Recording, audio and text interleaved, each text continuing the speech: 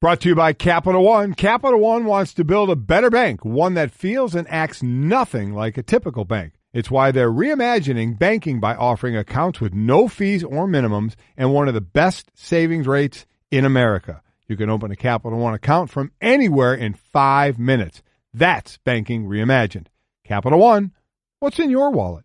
Capital One, N.A. Remember when you couldn't order a ride at the press of a button? Or get online without hearing this? Or get Domino's delivered to over 150,000 unexpected outdoor locations? Wait, what? Introducing Domino's Hotspots. You can finally get pizza delivered right to the beach, the quad, or the dog park.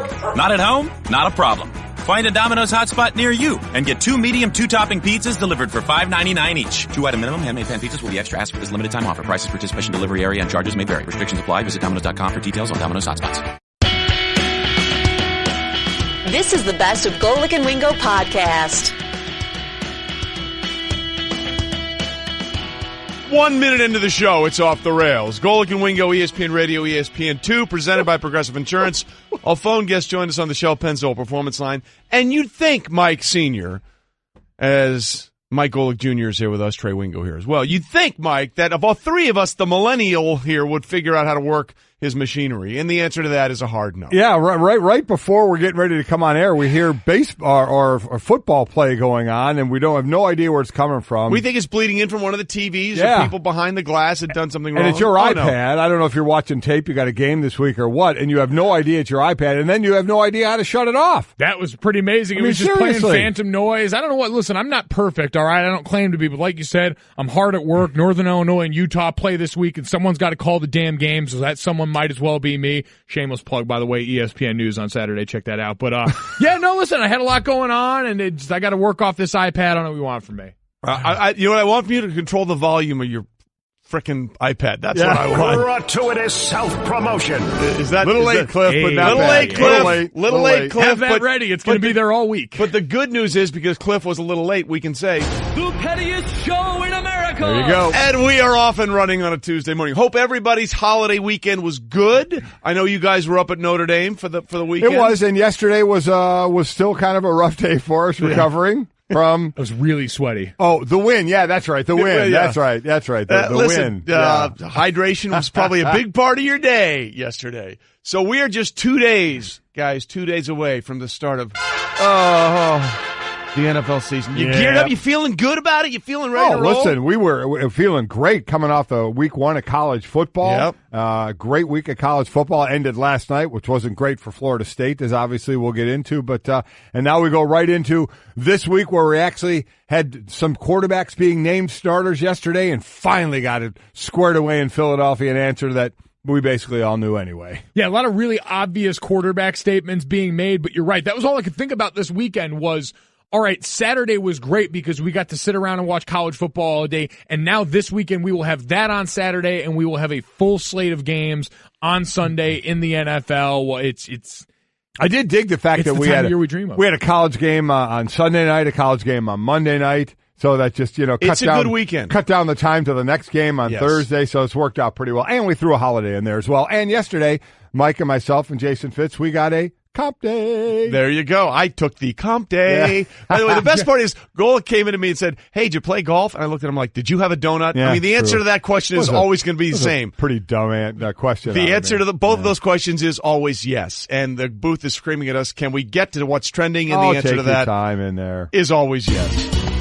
And we have run out of time for Roger Federer at the U.S. Open. Lost to journeyman John Millman in the fourth round, who is ranked number 55 in the ATP rankings. Just so people understand, this is the first time that John Millman, the Australian, has ever beaten a top 10 player, and it's the first time ever that Federer has lost to someone outside the top 50 at the U.S. Open. You know, we talked about the heat. They changed the rule. The heat breaks for the men in this one, made it like they do with the women between the second and third set, between the third and the fourth set, where they got that extra 10-minute break. We've seen Djokovic have a couple of medical issues twice already during this tournament.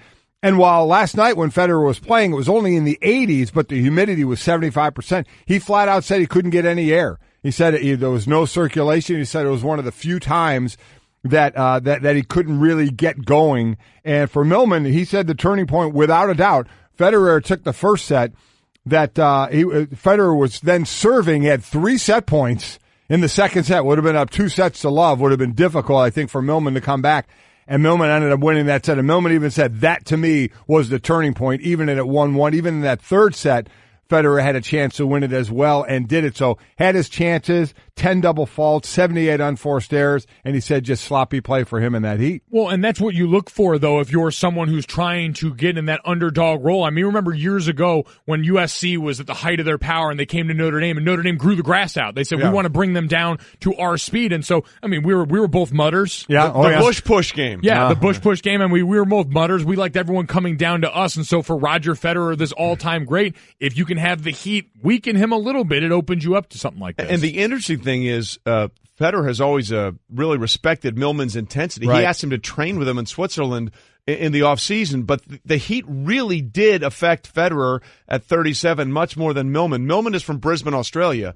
For those people that don't know, that might be the hottest, muggiest place on the planet. So the conditions were actually perfect for him, and as you alluded to, Mike, they were not great for Fed. I just thought it was very hot tonight, and it was just one of those nights where I guess I felt I couldn't get air. You know, there was no circulation at all, and I don't know, for some reason I just struggled in the conditions tonight. You know, it's one of the first times it happened to me, so it's just, it's uncomfortable, and clearly just keep on sweating more and more and more as the match goes on, and, you know, you lose energy as it goes by, but, you know, John was able to deal with it better. He maybe comes from one of the most humid places on earth, from Brisbane, so I knew I was in for a tough one, and you know, maybe when you feel like that as well, you start missing chances, obviously, and I had those, so that was disappointing, but look, I'm just at some point also I was happy that the match was over, I guess. So Millman now has to make the switch from Federer to Djokovic. Good luck with that. Yeah. Making the switch is brought to you by Pennzoil Synthetics, taking synthetic motor oil performance to a whole new level. Make the switch to Pennzoil Synthetics today. And then Millman was asked about that after the match and had a very interesting answer after answering the first question. Last time I played him, I got 3 games at Queen's. So let's hope a few more. No, but look, I'm playing some good tennis right now. Novak's an incredible player. He's playing such good tennis right now. I think off Wimbledon, winning Cincinnati also. He moves incredibly well. You know, he's another guy that I've looked up to with his game style and the way he goes about it. So, look, it's 1 o'clock now. I probably should try to get a recovery. I've got a 7 o'clock in the morning fantasy draft, so I'm going to get up for that and hopefully have a good draft. I'm second pick. I don't know whether to go Gurley or Le'Veon Bell. Oh, I think if he's available, you got to go Gurley, don't you? Because Bell is still not available. Yeah, exactly right. I think Bell, when he comes in, he'll come in and play well, but he may not have a choice because one of those guys may go first. Yeah, exactly. But I think I'd go Gurley over Bell at this point, just for the fact that Gurley's in. Yes, yeah, that would make the decision a little easier on both counts. So picking second, and with that information, you're armed with knowledge. You should be in a good situation. Yeah. And by the way, when people ask, why do you talk about football so much? Because people like John Millman are waking up at 7 o'clock after beating Roger Federer to do their fantasy draft. We continue what's trending, and for the second straight week in the richest part of the PGA Tour season, the FedEx playoffs, Bryson DeChambeau took down one of the strongest fields of the year by playing his best golf to win the Dell Technologies Championship, becoming the second player to capture the opening 2 playoff events in the FedEx Cup. And he, once again, sparkling round Saturday and sort of was pulling away on Sunday, just like he did at the Northern Trust. Guys. Yeah, I mean, pretty impressive what he's doing. And we have the 3 of the 4 captains picks today by Jim Furyk for the Ryder Cup team. Jimbo. Listen, DeChambeau is going to be one of the easiest picks out there, isn't he? He's not one of the 8 automatic qualifiers, but I don't think that's going to be a difficult pick at all. We all think Tiger, who had a decent showing in this, didn't play all that great yesterday. Stumbled down the back. Yeah, the last, 3 holes or 4 holes, bogey, double was bogey, 3 over. Really took him out.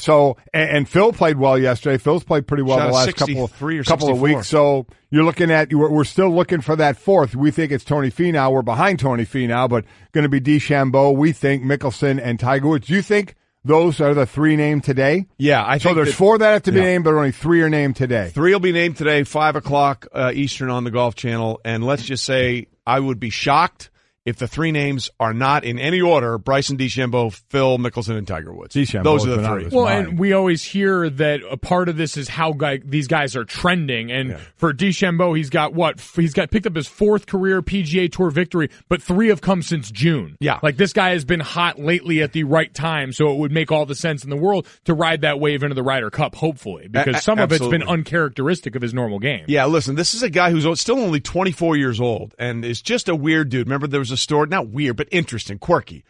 He was the one that, remember, the protractor, the compass, to read the greens. They call him the mad scientist, and this was his press conference after the win. Do you recall the first science project you ever did? Yeah, it had been one like in elementary school, right? Funny enough, I was actually trying to come up with a theory that was. Should I even say this? All right, yeah. So my first science project, I had a theory about gravity. That gravity actually pushed outward and not inward. And that's going to throw you guys for a loop. It actually got pretty high up there in the science fair. It was pretty well explained, and I had a couple interesting theories about it. And I described it very, very well, and that was like in 6th, 7th grade, I think it was. But it was pretty much gravity that was just pushing in the opposite direction. Wow. Sure. I'm sure you guys thought about that a lot, so right? 6th grade, he's talking about outward or inward and gravity, and that time I was just like an outie or an innie from my belly button. I mean, that was kind of where I was. At 6th grade, I was pulling a donut out of a tire tread and eating it after it had gone about a mile. That's right. I remember when you did that. Yeah. So me and Bryson DeChambeau had largely different childhoods, although I will say now I know the YouTube rabbit hole I'm going down when I get home. I was about to say, I'm already looking it up right now, and I'm trying to make no sense of it. I mean, I think I was eating lead paint chips at that time when I was in the 6th or 7th grade. I'm not sure I knew of gravity in 6th grade. I just look, the guy's incredibly quirky. Again, if you don't know, all his irons are the same length because he has this theory about one repetitive swing is easier and all that kind of stuff. He's an interesting dude. And by the way, his name is being announced today. Yes, it 5 o'clock on the Golf Channel as being one of the 3 captain's picks, and the final pick, which we think will be Tony Finau, will be coming next week, who also played pretty well over the weekend. Well, they just played the You Stay Wingo drop. You Stay DeGrom. Wow. Because Jacob DeGrom did the most Jacob DeGrom thing ever. He allowed 1 run on 2 hits in 6 innings on Labor Day. Also had 2 hits. It was his 25th straight start, allowing 3 runs or fewer, tying the longest single streak by any pitcher in Major League history. And, of course, he didn't get the win.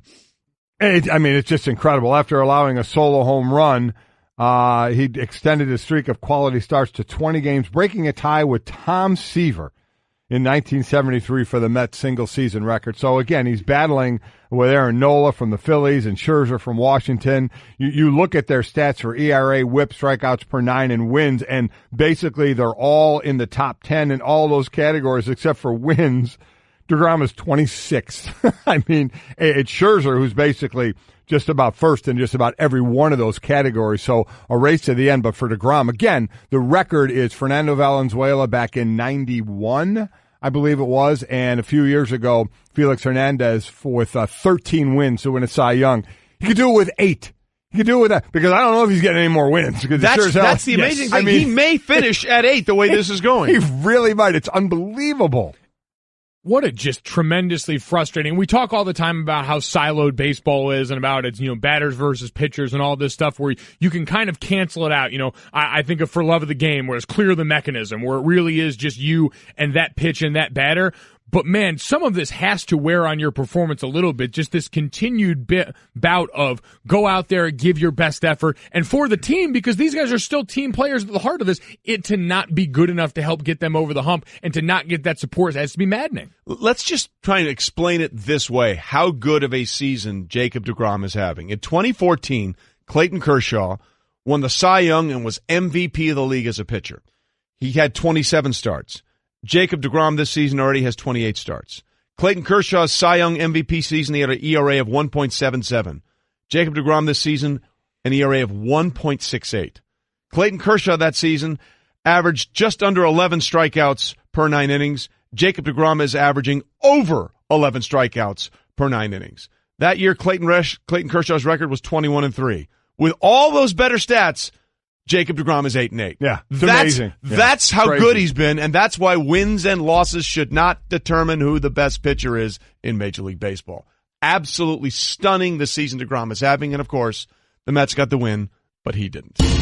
And we got a pair of winner-take-all games in the WNBA semifinals tonight on ESPN2. First at 8, the number 1 seed Atlanta Dream play host to Elena Delle Donne and the Washington Mystics. The Mystics have never reached the WNBA finals. And then at 10 on ESPN News, Diana Taurasi and the Phoenix Mercury will play in Seattle against the Storm. So you look at Atlanta and Washington. Remember, Elena Delle Donne hurt her knee, and you thought, but it turned out to be a bone bruise. So luckily for her and that team, it wasn't anything that was going to knock her out completely of the playoffs. She had been, I think, in the WNBA finals back in 2014 when she was in Chicago. And then you look at the other side, and it's about two former UConn players. Diana Taurasi is, 13-0? In winner-take-all games, and Sue Bird for Seattle is playing with her 5th broken nose as a professional. 5th one. Love that. That's getting your face in the mix, isn't it? Yeah, no, not afraid. Or in the way, one of the two. Yeah, I'd say either way. Your face probably not appreciative of all that, but they're certainly appreciative of the effort. Diana Taurasi, you mentioned 13-0 in winner-take-all games in the WNBA. 50-7 in elimination games, including the NBA, Olympics, and NCAA competition back at UConn. It's incredible. Like, just a staggering resume of winning. It makes sense. We always talk when we get to like the Super Bowl and the quarterfinals of players from different alma maters that might have a chance to win. UConn has to walk into this every year feeling pretty comfortable that some former UConn star is going to be hoisting the trophy. Yes, and UConn used to be very comfortable in the Final Four until Notre Dame showed up this guy's year. Took him down a peg the 1 year you didn't make a bet with Rebecca Lobo. The 1 year you didn't do that. So again, we'll see what happens tonight in a pair of WNBA semifinal games. All right, Golic and Wingo presented by Progressive Insurance. Commercial insurance through Progressive protects your business and your dream. Choose from over 30 coverage options at progressivecommercial.com. Okay, so we had Monday Night Football last night. Just not the Monday Night Football we're normally accustomed to in the month of September. It was a college game, and of course, a week from yesterday, we'll have the first doubleheader of the Monday Night Football season in the NFL, and those two games are shaping up to be very interesting, especially the latter one where you have the team that paid their player, the Rams, against the team that jettisoned their player, the Raiders, and we'll get into a little bit of that going forward. But we did have a Monday Night Football game last night, and Virginia Tech absolutely stomped on Florida State in Tallahassee, winning 24-3. It was a huge, huge start for the season for Virginia Tech. Here was Justin Fuente, their head coach, after the game. All right, Coach, you said you wanted to see how this team, young as it is, was able to finish this game. What did you see from them throughout the second half? Well, we battled. Obviously, there in the third quarter, we kept them pinned down, and I was worried that we let a couple too many opportunities get away, but we found a way to get it done. I'm proud of our kids. You knew you were going to learn something about your team on both sides of the ball. What did they show you in their road game? Well, the stage wasn't too big for them, which I'm proud of. I mean, they prepared. They understood that it's about playing the next play. Now, our challenge is in 5 days we got to play again. So I'm happy for them tonight, and then tomorrow we got to get back to work. What was your takeaway from what you saw? Well, I mean, my takeaway was Florida State, a lot of buildup with Francois coming back after the opening game last year against Alabama when he heard it. They were tied 3-3 in that game, ended up getting beat 24-7. They ended up getting beat 24-7 in that game, I should say. It was close early, but Francois ends up hurting his knee, missed the entire season. This is his first game back. His percentages, I mean, if you want to look, by the number, were pretty nice. I believe he completed about 66% of his passes, but boy, it didn't. They looked like a team when we keep talking about college and preseason and no preseason games. It looked sloppy for them, and Virginia Tech looked very good. And they play that Brandon Beamer ball, getting that block punt for a touchdown, which is something that you're so used to seeing covering a Virginia Tech team. But a big win for them and a tough loss for Florida State. Again, last year they were -3 in the turnovers against Alabama. Last night, -5. You're not winning games when you do that. Turn the ball over 5 times. No, and to me, last night drove home two things. One, Clemson could have the easiest road to the college football playoff. I heard you saying that this morning. So true. In the country. And Florida State last night represented every negative stereotype about the college game. Poor offensive line play out of that group, undisciplined, sloppy, turnover-ridden football. Yep. The reason you run these hurry-up, up-tempo offenses is to simplify things. And when you have a lot of these guys in situations where there was tons of pre-snap penalties, there were tons of holdings, all these things. I mean, we had the stat, over 55% of their plays went for 0 or negative yards. That was unbelievable. That was an unbelievable stat. Make sure we get that one right. I'm trying to find that. It was amazing. Because I heard you talk about it this morning. And I think it was 35 of their plays or something like that. They ran 63 plays, and I think 35 went for 0 or negative yards. Is that bad? That is unreal. I mean, let's put Chuck Martin, who I believe is the coach of Miami of Ohio, was my offensive coordinator my senior year, and said, if we can just get back to the line of scrimmage and just fall forward on every play, if we can stay that, you at least put yourself in a position to get to third down and be successful. The amount of third and longs that DeAndre Francois had to try and overcome, especially in the first half of that game, where he was still accurate up till that point, was staggering and completely indicative of what an absolute abomination that offense was. I think what it kind of encapsulated it for Florida State, when they got down to the goal line in the second quarter, it was a play where their ball carrier got into the end zone. It looked like his knee was down before, but when you watched it, he was actually on the defender. He was in for a touchdown. That would have gone to replay. Correct. Florida State rushed to the line of scrimmage, rushed a couple of extra offensive linemen onto the field to get a jumbo package, tried to get the play off quickly.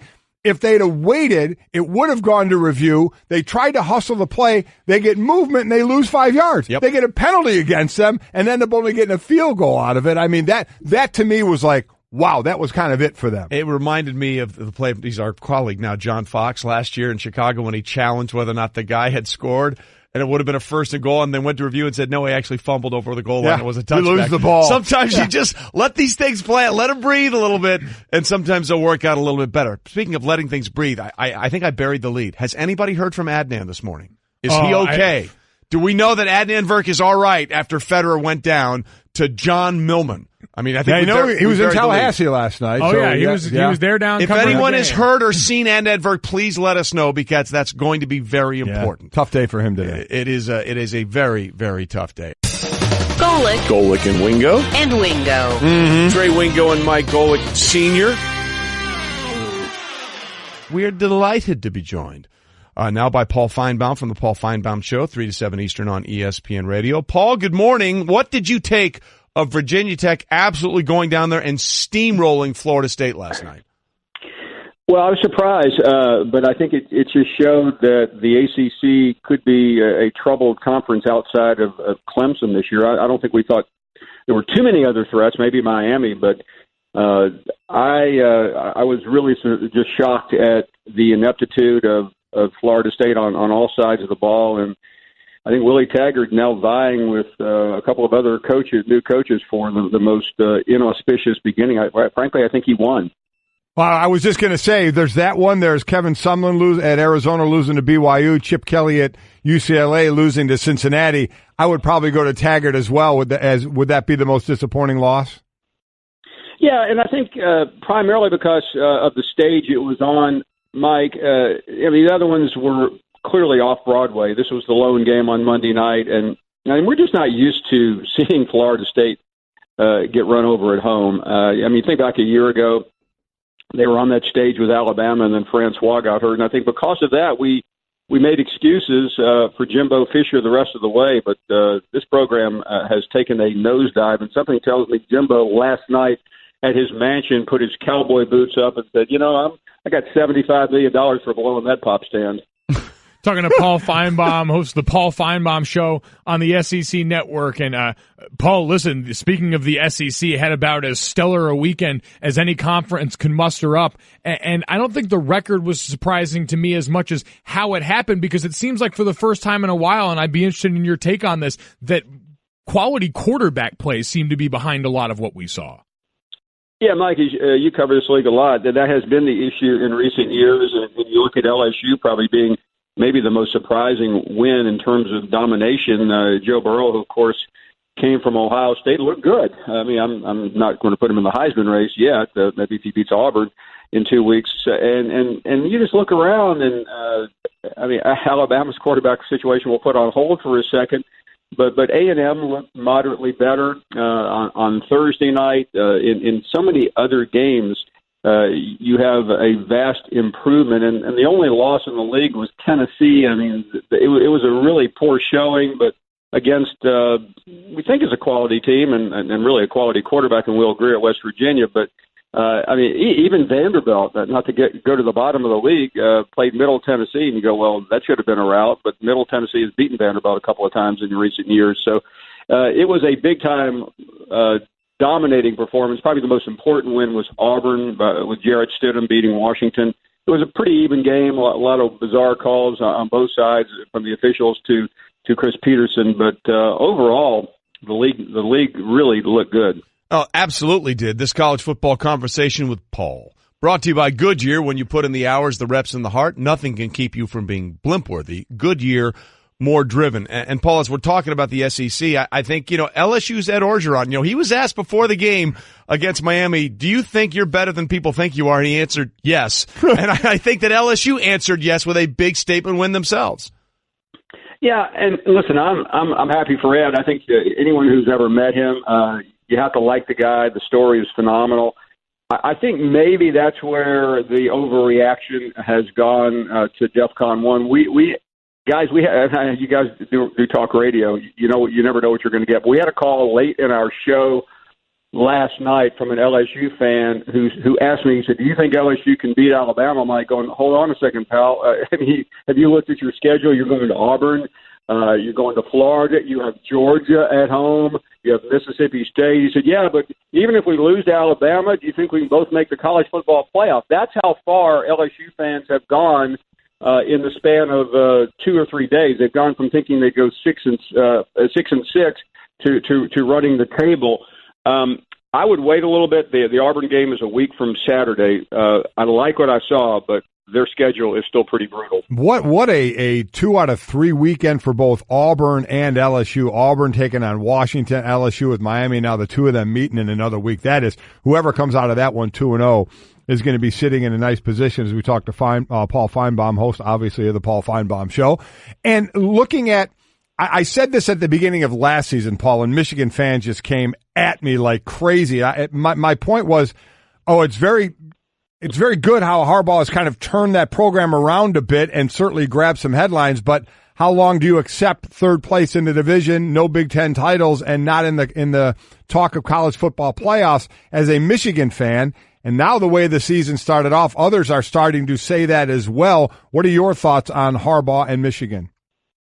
Yeah, I've tried not to overreact, Mike. Losing to Notre Dame should not be cause for firing. But on the other hand, it's just the same story. I won't use the word narrative. I heard you earlier, and I don't want to get in trouble with the Golic and Wingo police. But it's at some point you have to ask the question: what has really changed at the University of Michigan? I think Jim's a better coach than Brady Hoke. And a better coach than Rich Rodriguez, but the program still seems to be stuck on the side of the road, unable to get out of the ditch. So if Jim Harbaugh can't do it, then who in the world can?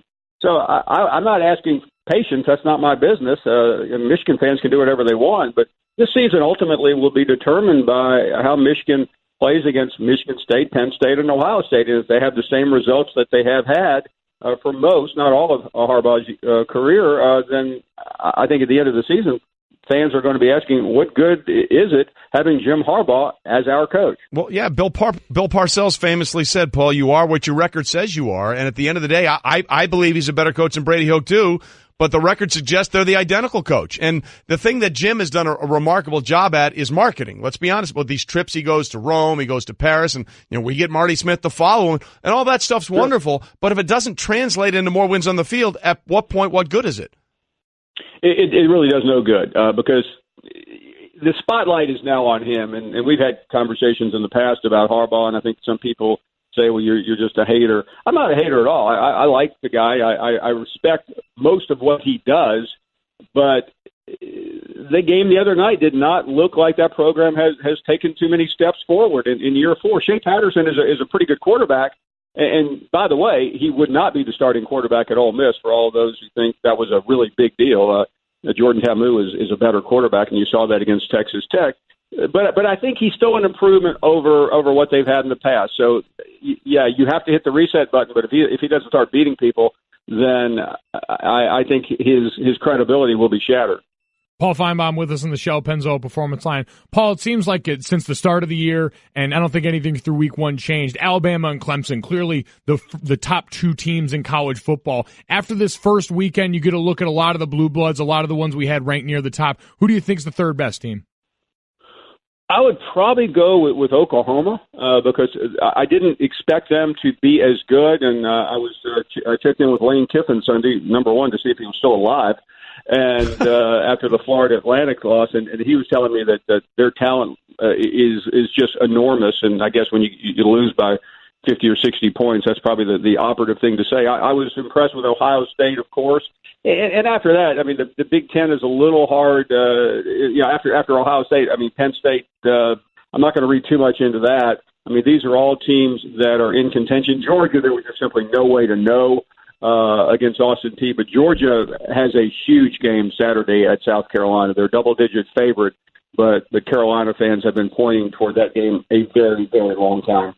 All right, Paul, we're fully immersed in college football. We look forward to many more conversations this season, and I promise our police will not get at you. We don't mind narrative. We don't mind narrative. Always a pleasure, guys. Thanks, Paul. Paul Finebaum, 1-800-PAUL.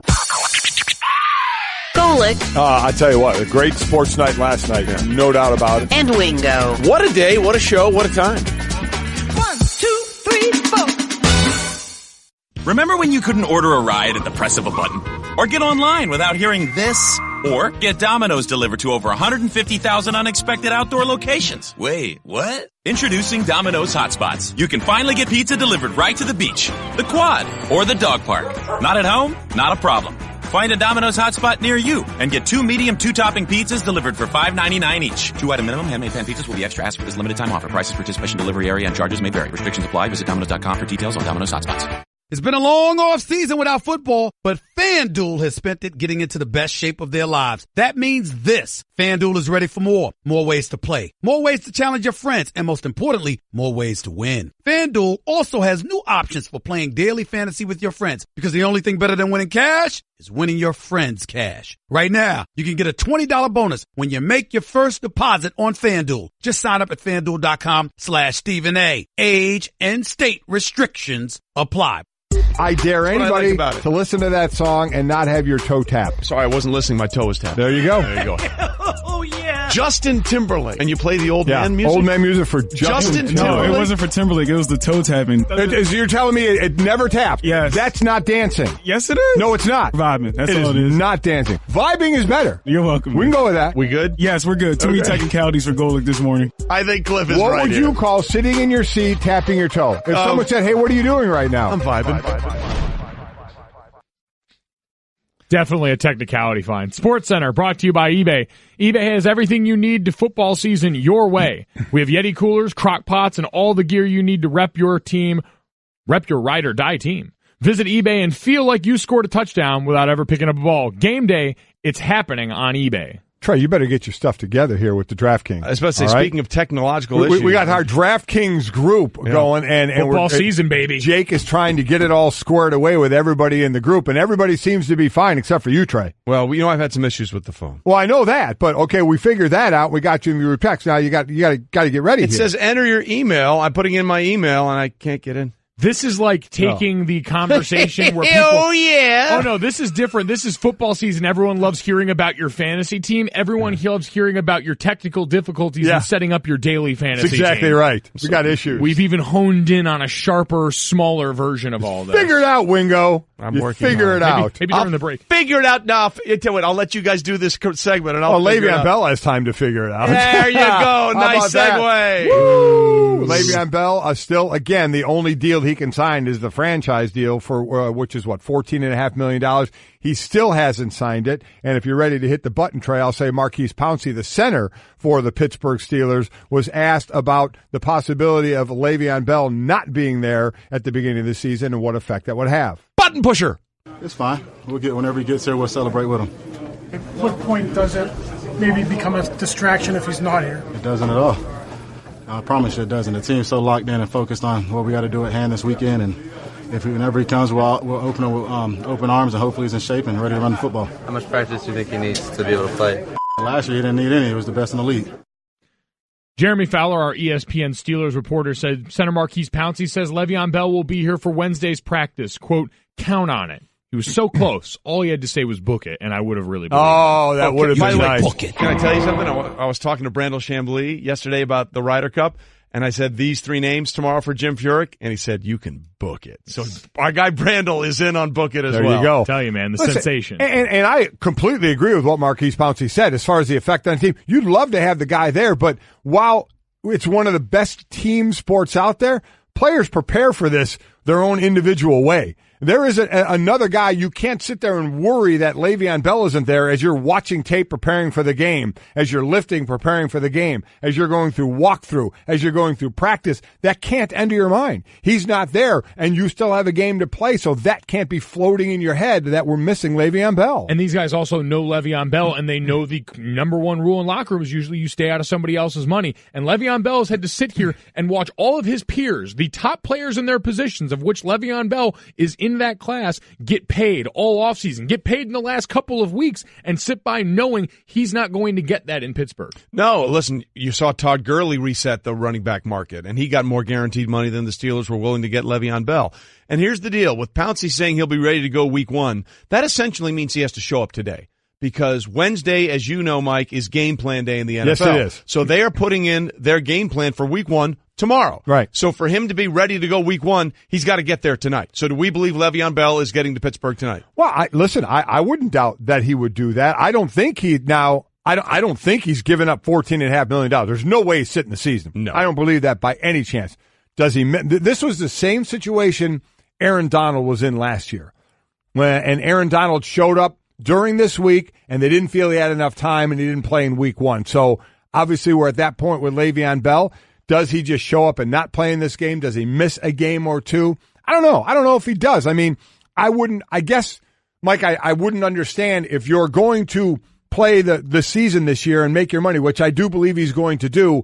I don't understand why you would end up missing the first couple of games when there's no negotiation here. It can't, and he knows that. He can only play for the $14.5 million. He can't get a long-term deal till next year. The only thing I can think of in that is how much is your body worth to you as a running back? Because taking a few games of hits, because we've heard that this could be his last year in Pittsburgh, right, based on how things have gone. And if you're trying to get to the market and still max your value on the back end, you have a lot of wear on this body already. And the Steelers are going to use the hell out of him. Is missing 2, 3, 4 games for him and losing out on that financial enough to say, I took that many hits off my body going into my maximum earning period coming up. And the interesting thing for Le'Veon is that whether it's right or wrong, people are going to wonder, okay, if you had a guy like Le'Veon on your roster and you know what he can do and you guys passed on giving him the big money, why are we going to think about giving him the big money? That's something that I'm sure that's burning him, but that's going to be a question he's asked in this offseason where he's basically said he's going to play his last season for the Steelers. And when you just watch Khalil Mack. Exactly. Golic and Wingo. It was all sort of one big giant Jell-O mold. It's very interesting where that went. Brian Dawkins, Pro Football Hall of Famer, now joins us on the Shell Pennzoil Performance line, taking synthetic motor oil performance to a whole new level. Make the switch to Pennzoil Synthetics today. Brian, thanks for being with us. We'll get into the Eagles and the start of the season in just a minute, but I have to say I was absolutely riveted being there in Canton for your Hall of Fame speech and the things you wanted to share with people. Can you just tell us why you decided to say that at that time and get that out there about the problems that you sort of struggled with early in your career with mental health? Oh, well, thank you, first of all, for having me on to talk about these things. The thing about it, Trey, is the fact that, where I am, and the Lord is calling me to do different things in my life. And so that was something that was on my heart that I wanted to make sure that I got out, because, like, as much as I love the game of football, there's another game that's happening to a lot of people, and that's the game of life. And so if I can do things from being transparent about some of the things that I've gone through to help others to come through and push through the things that they're going through, then I want to do that. I want to bless as many people as possible. with courage and understanding that, like I said in my speech, that there's something greater on the other side of that. And, you doing that along with guys like in the NBA, Kevin Love, DeMar DeRozan. I mean, so many times fans think of professional athletes as just kind of robots going out there and just doing their job and playing their sport for the entertainment. And when, as you mentioned, there's a human side to all of this, and the more that players like yourself bring awareness to that, the better off for everybody. So it was an incredible speech, and so well-deserved seeing you in that gold jacket. It was all very, very cool, and you got there because you played great especially during all seasons, but when they started. So take us back when you were playing to that first week. Preseason's out of the way. You're getting ready for that first game and all that these players are going through to get hyped for that first real game.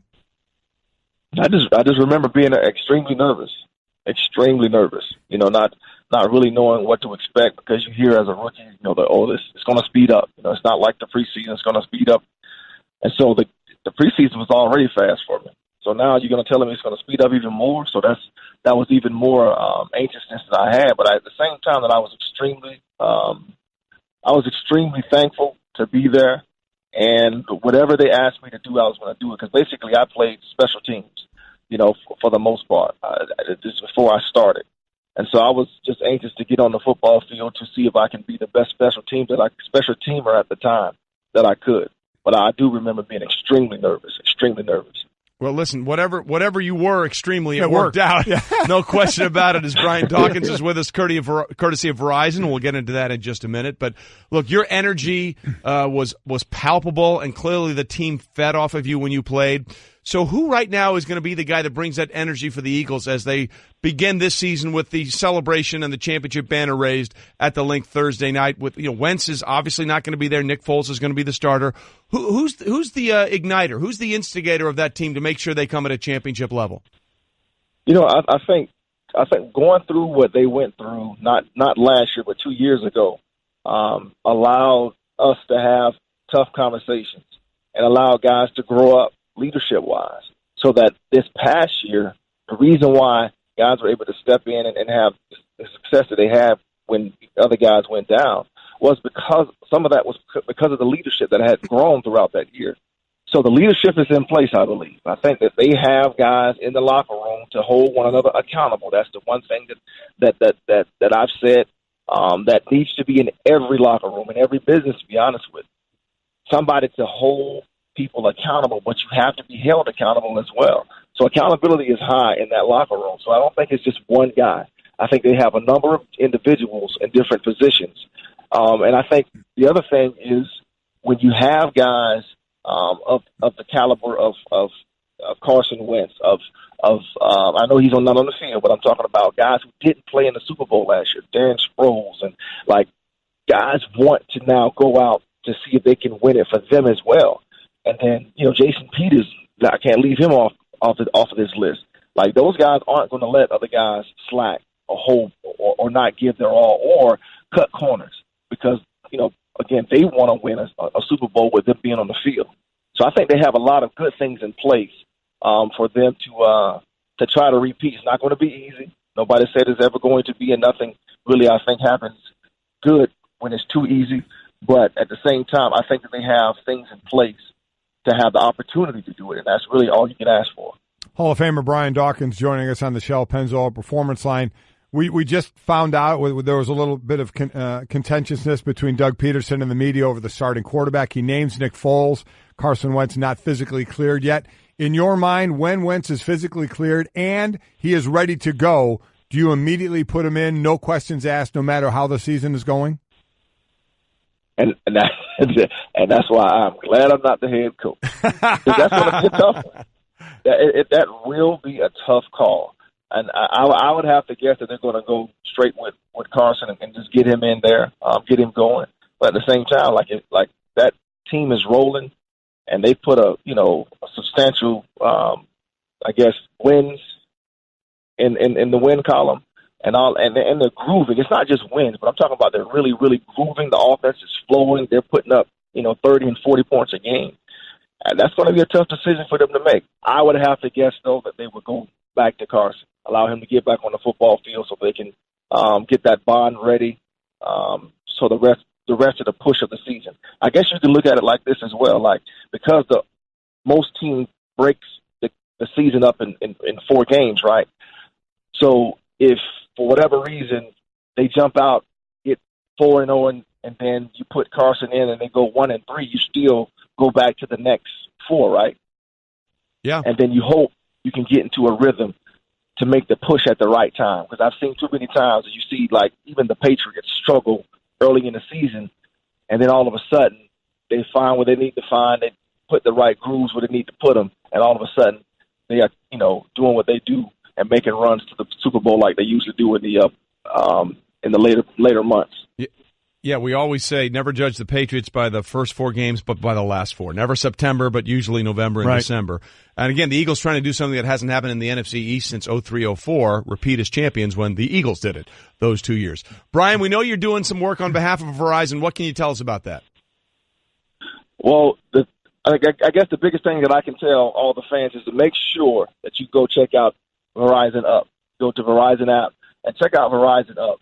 Verizon is doing a lot of quality things and allowing fans to redeem their points to get up and close and personal with some of us athletes, myself included. Brent Selleck this week, they have opportunities to play flag football with Randall Cunningham.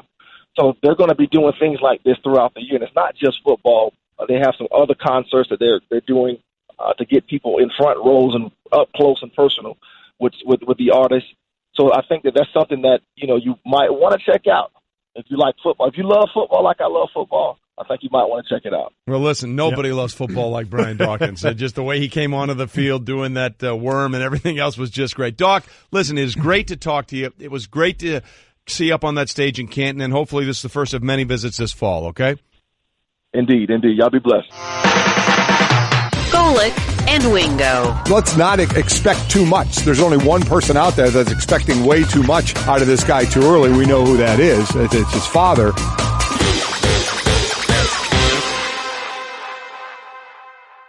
Support for the Golic and Wingo Show podcast comes from our friends at Rocket Mortgage by Quicken Loans. Let's talk about buying homes for a minute. Because of rising interest rates, there's a lot of unpredictability when it comes to buying a home these days. It's causing a whole lot of anxiety with folks. Well, our friends at Quicken Loans are doing something about it. They're calling it the power buying process, and here's how it works. Quicken Loans will verify your income, assets, and credit in less than 24 hours to give you a verified approval. This gives you the strength of a cash buyer.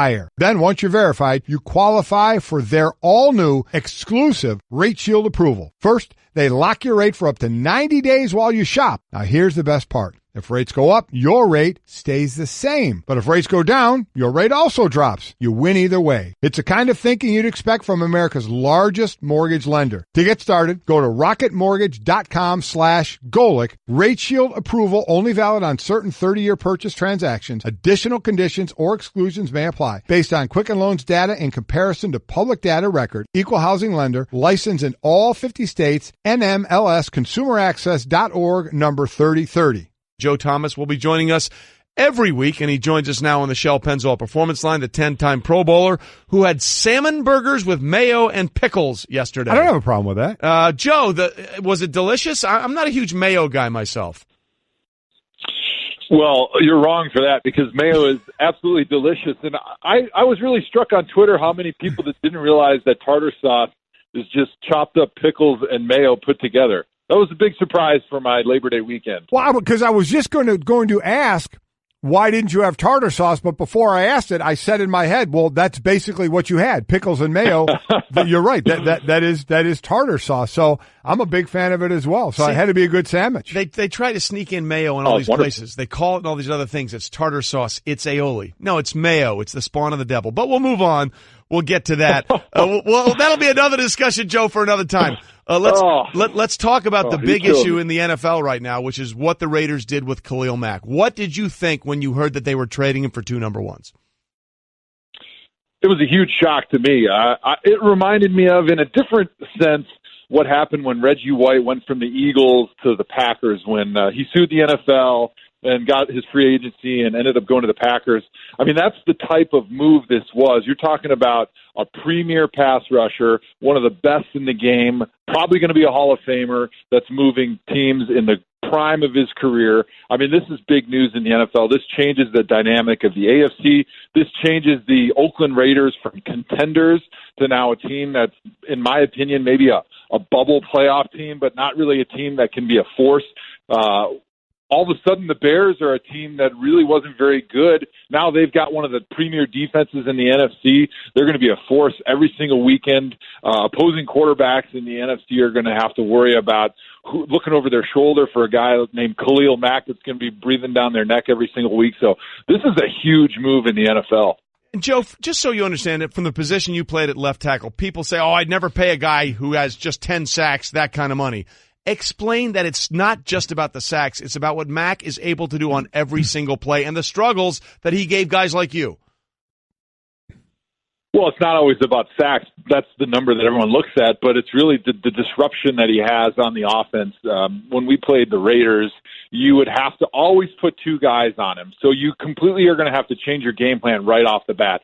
Second of all, he's hitting your quarterback a lot more than it really shows up, which affects your quarterback on every single time he drops back because he's thinking about that guy. It's affecting how he's throwing. It's affecting how quickly he goes through his reads and how quickly he goes through his progressions. But also, Khalil Mack is one of those rare pass rushers in today's game that's extremely disruptive on first and second down against the run. You see a lot of pass rushers in today's game that are kind of specializing, coming in on second and long, coming in on third down, and really all they're doing is rushing the passer, and they're not effective stopping the run. But Khalil Mack is different. He's a rolling ball of butcher knives in the run game. He destroys tight ends. He makes it really almost impossible to run to the strong side of your formation, and so he can really kind of eliminate one side of the field in the run game. And there's not many guys like him in today's game, and I would say he's the best defensive end in today's game. So, Joe, is there a domino effect at all that went on in that Raider locker room when they read about and heard about the trading of Khalil Mack? Well, I'm sure that those guys are really surprised. I mean, you hear the reports going in that the Raiders are considering trading him, but you hear those rumors all the time, and you can't imagine that they possibly be true because you've got a guy here that, first of all, he doesn't have any issues. A lot of times you're going to trade a player who's perceived to be your best player, even at a premier position, because he's got an issue, he's not a good team player, he's not a leader, whatever the problem may be. But by all accounts, Khalil Mack is bought into the system. He's doing everything he's asked all the time. He plays hard. He practices the right way. He's one of the faces of that franchise.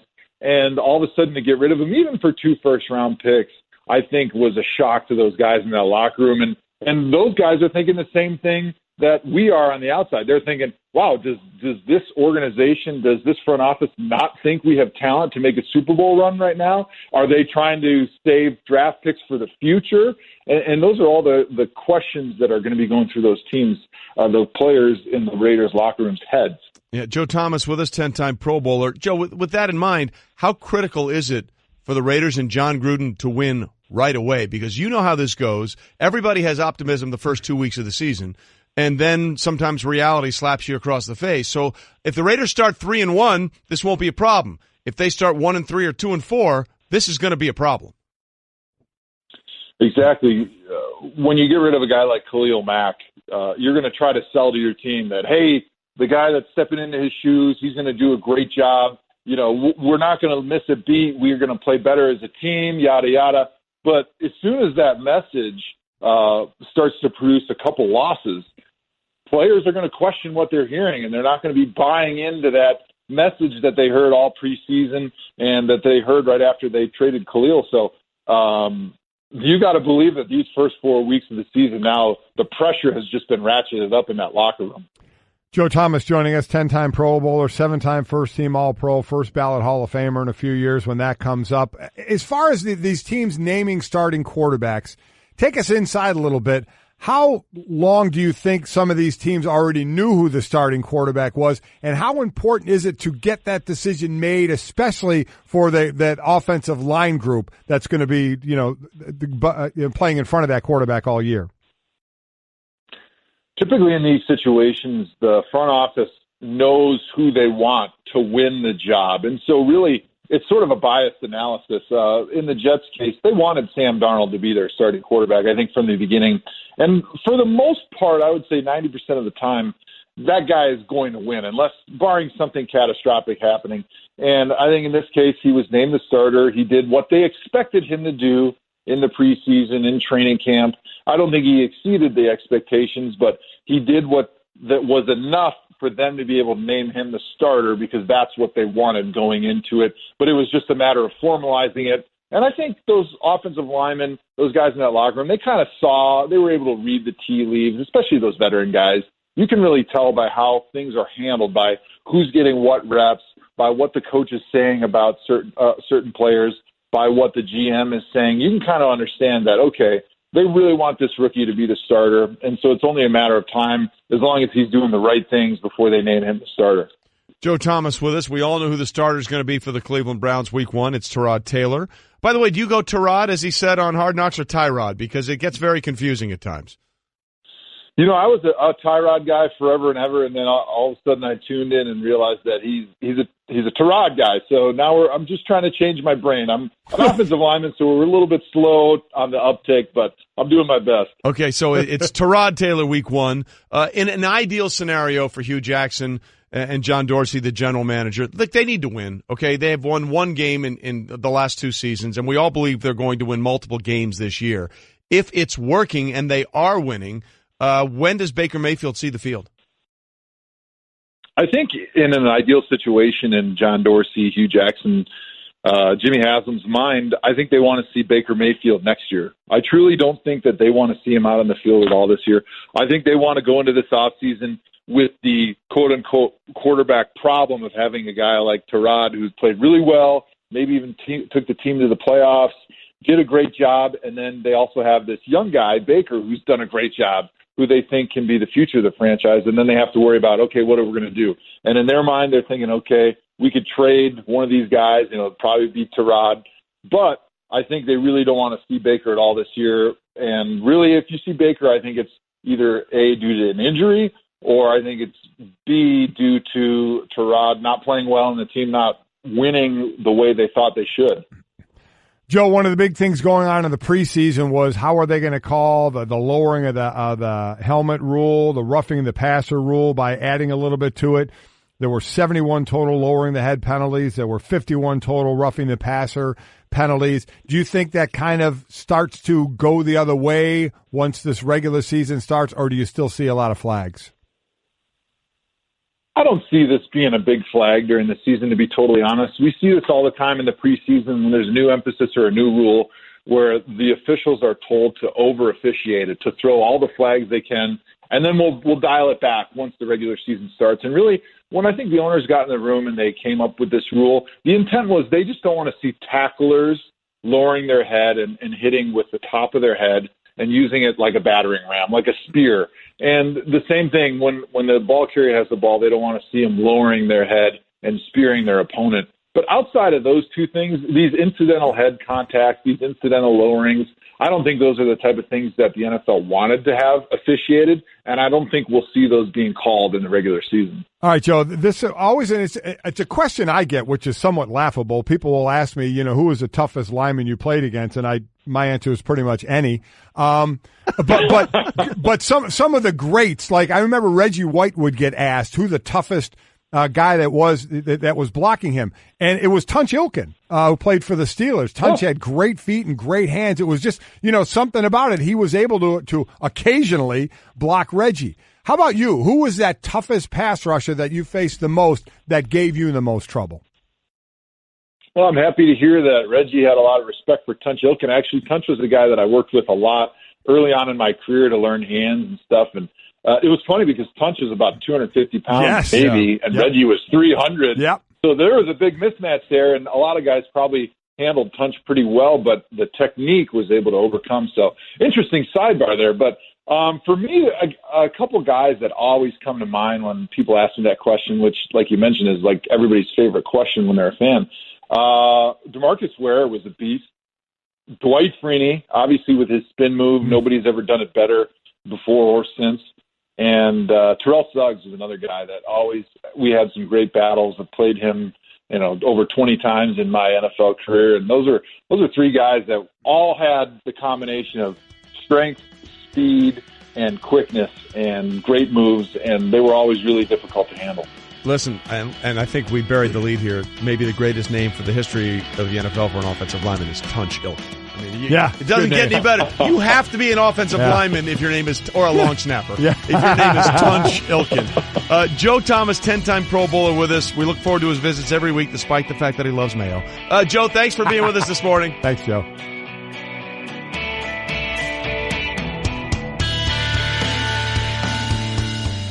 This has been the Best of Golic and Wingo podcast. You can listen or subscribe on the ESPN app, Apple Podcasts, or just ask your smart speaker to play Golic and Wingo. Plus, you can check the guys out live weekday mornings from 6 to 10 Eastern on ESPN Radio and on ESPN News. Remember when you couldn't order a ride at the press of a button? Or get online without hearing this? Or get Domino's delivered to over 150,000 unexpected outdoor locations? Wait, what? Introducing Domino's Hotspots. You can finally get pizza delivered right to the beach, the quad, or the dog park. Not at home? Not a problem. Find a Domino's hotspot near you and get 2 medium 2-topping pizzas delivered for $5.99 each. 2-item minimum. Handmade pan pizzas will be extra asked for this limited time offer. Prices, participation, delivery area, and charges may vary. Restrictions apply. Visit Domino's.com for details on Domino's.